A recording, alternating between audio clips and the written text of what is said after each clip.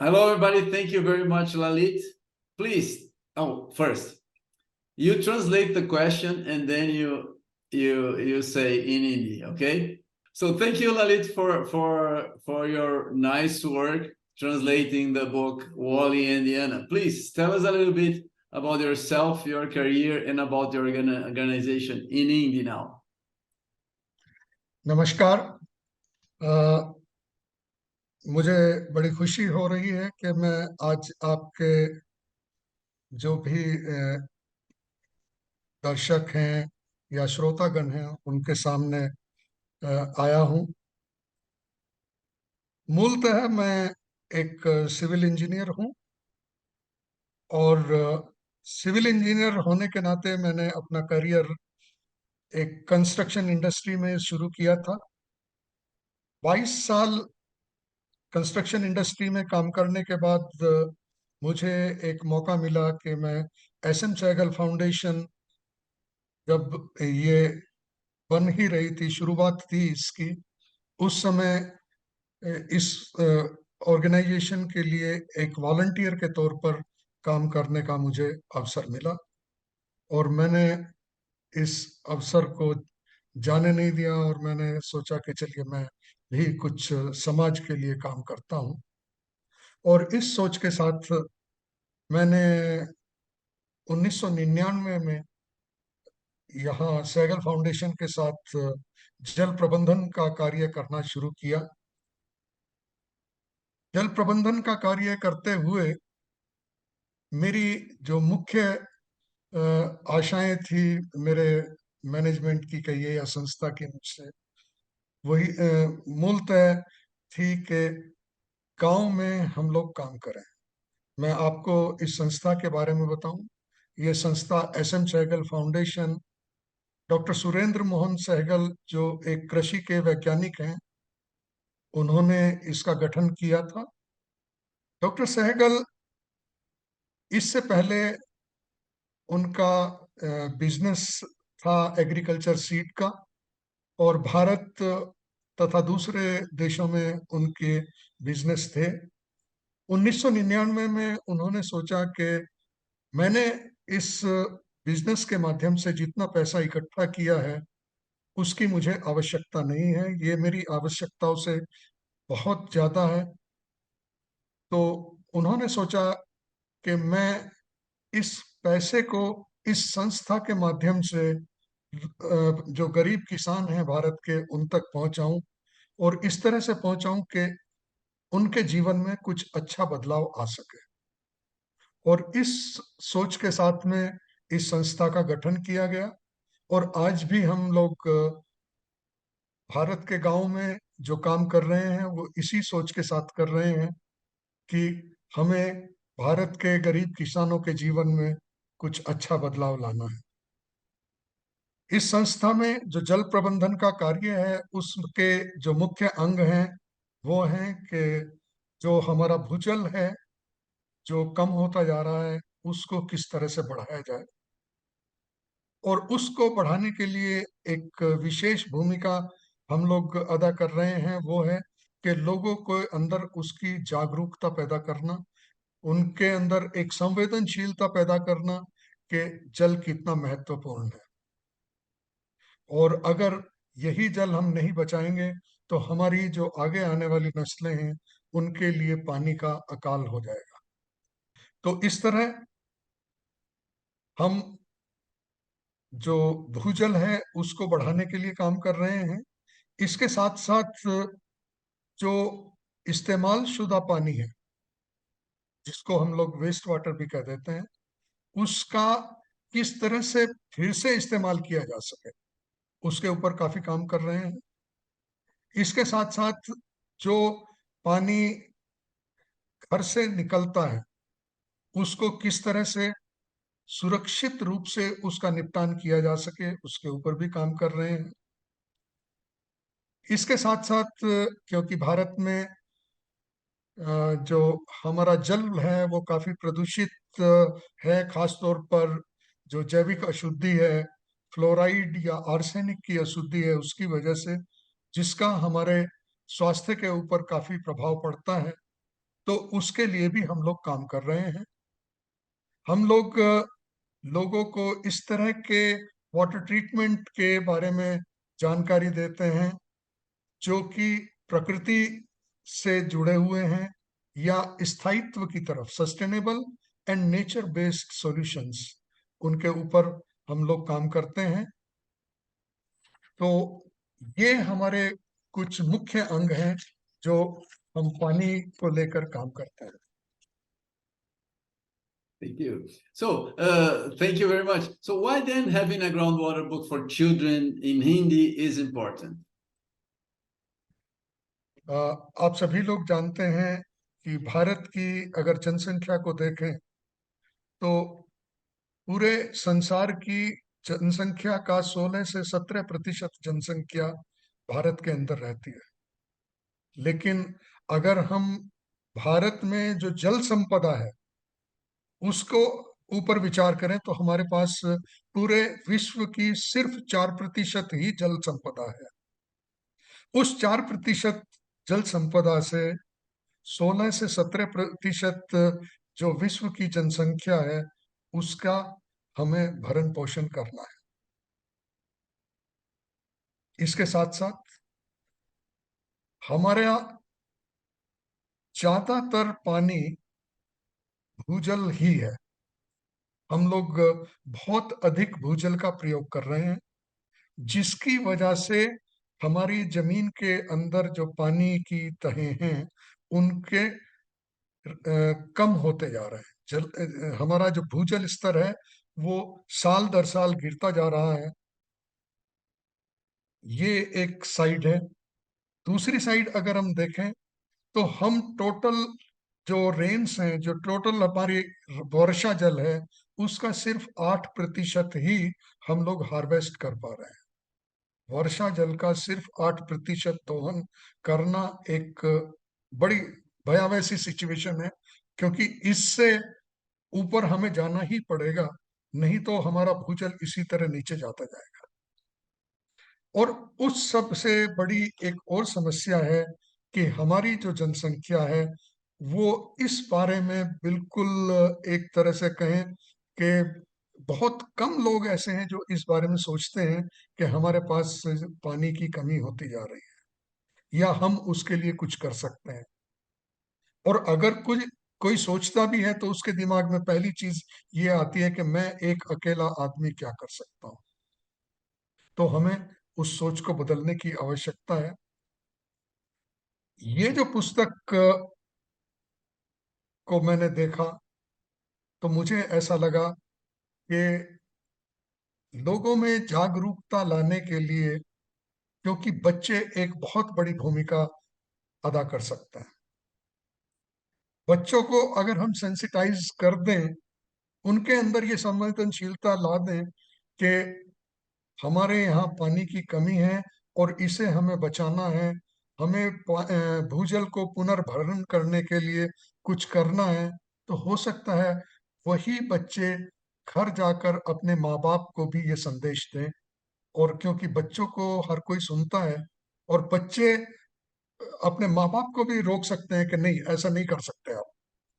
तो अगर ये चीज हम बच्चों तक पहुंचाएंगे तो बच्चे इस स्थिति में एक बड़े बदलाव की तरफ हमें ले जा सकते हैं। तो इसी सोच के साथ मुझे लगा कि ये जो किताब है वॉली एंड डिएना के जो एक्सपीरियंस है भूजल के विषय में, वो एक मील का पत्थर साबित हो सकती है। इसीलिए ने ये आग्रह किया था कि इसका जो ट्रांसलेशन है वो हिंदी में भी होना चाहिए, और उसके लिए मैंने वॉलंटियर किया था। Thank you, thank you. We know that India is a very important groundwater user, as you mentioned, if not the most important in the world.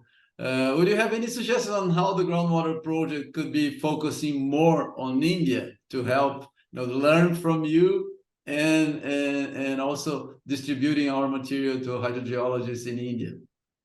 Bharat को अपने पानी की स्थिति से उबरने के लिए अपने जल प्रबंधन को सुदृढ़ करना ही होगा। और जब मैं जल प्रबंधन कहता हूं तो इसमें सप्लाई साइड और डिमांड साइड दोनों निहित है। मीन्स अगर पानी की उपलब्धता को ही आप बढ़ाते रहें तो उससे काम नहीं चलेगा। इसके साथ साथ पानी की कितनी मांग है, किस तरह से पानी का प्रयोग हम लोग कर रहे हैं, उसमें भी हमें काम करने की आवश्यकता है। यानी कि हमें अपने जो पानी प्रयोग में ला रहे हैं उसमें कमी लानी है और उपलब्धता को बढ़ाना है। तो इसके लिए हमें दोनों साइड पे काम करने की आवश्यकता है। वरना पानी भूजल जिस तरह से कम होता जा रहा है ये ऐसे ही होता रहेगा और हमारे सामने एक बहुत जल्द ऐसी स्थिति आएगी कि हम लोग उसको फिर सुधार करने के लिए कुछ भी हमारे पास नहीं होगा। हम लोग अगर उपलब्धता बढ़ाने के बारे में सोचें तो उसके लिए हमें अपने जो भी भूजल हैं उसके पुनर्भरण को करने के लिए अपने जो प्रयास कर रहे हैं उनको और तेजी से आगे बढ़ाना होगा। काफी प्रयास हो रहे हैं आज की तारीख में, लेकिन वो काफी नहीं है, उनको और बढ़ाने की आवश्यकता है। हमारे यहाँ बहुत बड़ा एरिया ऐसा है जिसमें हर साल बाढ़ आती है। अगर हम बाढ़ के पानी को किसी तरह से दूसरे एरियाज में डाइवर्ट कर सकें, ये एक बहुत अच्छा उपाय हो सकता है। इसके ऊपर भी काफी प्रयास भी हो रहे हैं, लेकिन उनमें तेजी लाने की आवश्यकता है। इसके साथ साथ जो हमारा वेस्ट वाटर है उसको अगर हम यूज करना शुरू करें खेती में या दूसरी चीजों में, तो वो हमारी जो एक वाटर डिमांड है उसको कम करने में बहुत सहायक हो सकता है। इसके साथ साथ हमें डिमांड साइड अगर मैं बात करूं तो खास तौर पे सभी लोगों में ये जागरूकता लाने की आवश्यकता है। और जब सब लोग जागरूक हो जाएंगे अपने पानी के बारे में तो उससे एकदम परिस्थिति में बदलाव आ सकता है। हर आदमी ये सोचे कि वो इस परिस्थिति को उबारने में क्या सहयोग दे सकता है, वो एक बहुत बड़ा योगदान दे सकते हैं और वो इसमें बहुत सहायक हो सकते हैं। क्योंकि आज हालात काफी खराब हैं और इस हालात से उबरने के लिए हम सभी को साथ मिलकर प्रयास करने की आवश्यकता है। खेती में पानी की सबसे ज्यादा जरूरत है। सबसे बड़ा कंज्यूमर जो पानी का है वो एग्रीकल्चर ही है। तो वहाँ हमें पानी को किस तरह से इस्तेमाल कर रहे हैं सिंचाई के लिए, उसमें एफिशिएंसी बढ़ाने की बहुत आवश्यकता है। आज भी हम लोग बाढ़ सिंचाई का ही प्रयोग कर रहे हैं, मतलब flood irrigation which is not efficient. तो उस में बदलाव की जरूरत है। हालांकि बहुत बड़े एरिया में स्प्रिंकलर और ड्रिप इरिगेशन का प्रयोग होना शुरू हुआ है, लेकिन जितना दर से हम लोग आगे बढ़ रहे हैं वो नाकाफी है और हमें उससे कहीं आगे जाने की आवश्यकता है। इसके साथ साथ हमें अपनी फसलों के चुनाव में भी खास ध्यान रखने की आवश्यकता है। जिस जगह जितना पानी की उपलब्धता है उस हिसाब से फसलों का चुनाव करके हम लोग अगर अपनी खेती को आगे लेके जाएंगे तो उससे भी हमारे पानी की उपलब्धता भी बढ़ेगी, पानी की जो डिमांड है वो कम होगी।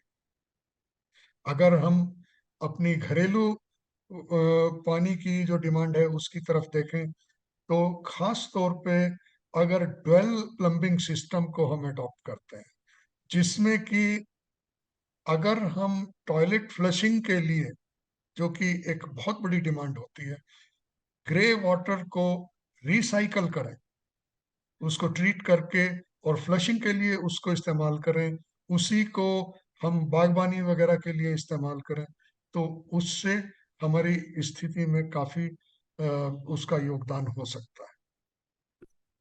Thank you, thank you. Congratulations for a job well done. I really enjoyed your presentation talking about your work. I see that you love what you do. Please make your final considerations. Finally मैं यही कहना चाहूंगा कि अगर हमें इन परिस्थितियों से निपटना है, पानी के समस्या से निपटना है, तो इसको हर किसी को इसमें योगदान देने की आवश्यकता है. Making water everybody's business is the only solution. ये सरकार नहीं कर सकती, कोई अकेला एक संस्था नहीं कर सकती. इसमें सभी अपना अपना योगदान जो भी दे सकते हैं, जैसे यज्ञ में हर कोई अपनी आहुति देता है, उसी तरह से हम लोगों को सबको मिलकर इसमें आगे आना है, तभी ये काम हो पाएगा. ऐसी स्थिति में जबकि बहुत से लोग इंडिफरेंट हैं, जो जागरूक नहीं हैं, उनको जागरूक करने के लिए वॉली एंड डियाना की जो एक ये स्टोरी बुक है, वो एक मील का पत्थर साबित हो सकती है. अगर ये पुस्तक हर गांव, हर स्कूल के बच्चे तक पहुंचेगी और बच्चे इसके बारे में जानेंगे कि क्या पानी की स्थिति है, पानी कहाँ से आता है, कैसे जाता है, और फिर हम उसको कैसे इस्तेमाल करते हैं, तो वो घर में जाकर अपने माँ बाप को, अपने आसपास के लोगों के साथ इसको साझा करेंगे. तो मुझे पूरा विश्वास है कि लोगों में ये एक चेतना आएगी कि हमें पानी के बारे में सजग होने की आवश्यकता है. तो मेरी बहुत शुभकामनाएं हैं. वॉली एंड डियाना की स्टोरी को लेकर लोगों तक जाएं और लोगों को जागरूक करें. Thank you. Thank you very much. Again, congratulations for a job well done. It's great having you as a volunteer to our project with all your talent and your goodwill. Thank you very much. Thank you. Everybody, we had here Lalit Sharma, who's done a great job for us at the Groundwater Project, and we really hope he continues to volunteer with us. I know he has a busy life, but if he could help us, that would be very welcome. Thank you very much, Lalit. Thank you. I'm always there for water issues. Thank you very much.